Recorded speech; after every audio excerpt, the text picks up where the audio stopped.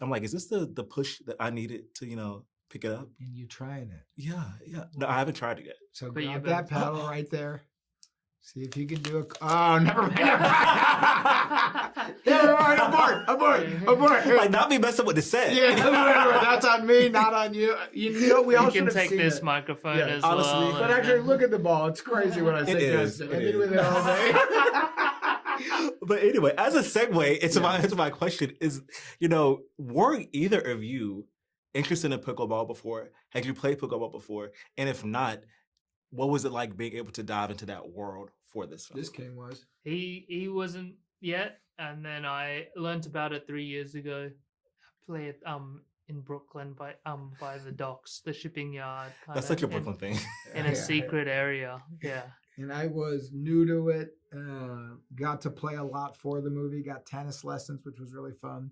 And so was able to get into it by playing against a lot of people who played. And one thing I also want to know from both of you is, I think one thing about these characters I love, so I feel like they're each kind of missing something. Mm-hmm. And whether that's, Dusty's providing that for PJ or what, Dusty's providing to Candace and vice versa, I think that it just shows how needed friendships are, as well as, everything in this age right now doesn't have to be like, romantic relationships. A lot of people need these platonic friendships and platonic love. So I think that what do you both think that these characters are searching for and finding within each other in this film? There is a male loneliness epidemic, and it's reached dangerous levels in 2026, and this tackles that head on. Yeah. Are you going through that? Male loneliness. You're male. Are you going through loneliness? I was male lonely maybe 2 weeks ago, but I've been pretty good lately. Just seeing my friends and stuff like that. Yeah. Well, I also think females can go through loneliness. I think that's a little sexist. It's not an epidemic though. Well, in this movie, I think they all find community and friendship. Yeah. I think you need to open your point of view a little bit. I think you're seeing things as a little bit male-female. Okay, well, I hope ladies can be lonely. I hope there's a lot of lonely ladies if that makes you happy. You know what? You know what, though? The lesson, I guess, is loneliness is equal opportunity. That's exactly right. Everybody can be lonely. But I think in this movie, what's nice is a group of people find each other and accept each other for who they are, including the dad character. In the end, everybody kind of comes together, which I think is nice. And also, this film is a, good advertisement for having hobbies as well. I agree. Because sometimes we don't have hobbies, and we agree. realize like we don't know where to put that time that we're not with our significant other or our coworkers or our best friends, and put that in a hobby. So I must say this to the audience: July 24th, watch a movie and then get a hobby. Absolutely.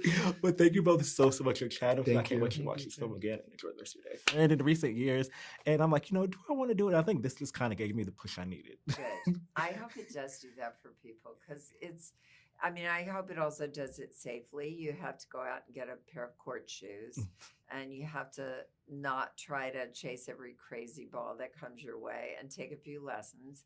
But honestly, it's such a joy infusion into life. It's so much fun. It's much easier to learn. The scoring's a little crazy, but it's much easier to learn than a lot of other sports. Yeah.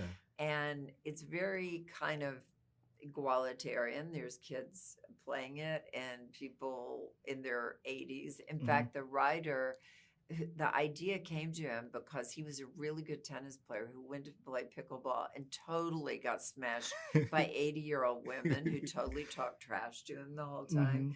So that's what gave him the idea for it. And also, it just reminded me of how, growing up, I always thought I wanted to play tennis. And then I think I played tennis for the first time in, middle school and was like, wait, it's not how it seems on TV.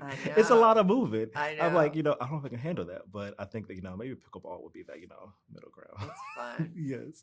And I want to know, in this film, what do you think it is exactly that Candace may be missing or is feeling a void in her life, which we see is not necessarily romantically, but that Dusty kind of feels?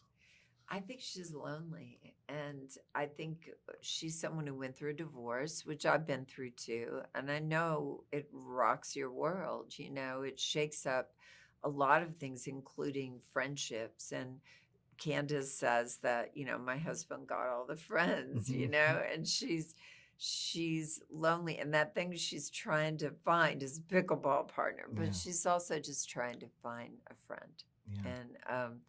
And the last person that it looks like it would be is this like washed up tennis player who's super annoying, but they end up being more similar than you could ever imagine. They're both kind of strange and quirky in their own way. Yeah, I think that's why they're so compatible in this in a friendship way. I think that, and it was so nice to see that. Film, of course. Well, I couldn't have had a better partner in it than Jake Johnson. He was so much fun. Yes. Well, thank you so much for chatting with me. My mom is gonna be so tickled that I chatted with you because we love the film Elf, and like we watch it all the time. Like probably every day of Christmas. So when I'm sure this interview, she's gonna be like so happy. She's gonna be like so tickled. Where is she? I'm originally from North Carolina. I knew you. Really? Well, I'm just a little Southern. I'm from Arkansas, so I listen out for Southern accents. The thing about tell your mama I send love, especially at Christmas. Yes. The thing about it is, I never realized that I had a Southern accent until I moved to New York, and then people were just like, "Where are you from?" I'm like, I know. When you're at home, nobody asks you where you're from. Yeah. No one ever in all my 18 years before I moved to New York, I said, Steenburgen, what's the origin of that name? Suddenly I come to New York, day one, it's like, Steenburgen, what kind of name is that? And I'm like, I have to call my mother and go, what are we? And she goes, oh, well, you're Dutch. That's like, who knew? Yes. Well, it's so amazing to chat with you, and I hope you enjoy the rest of your day. Thank you.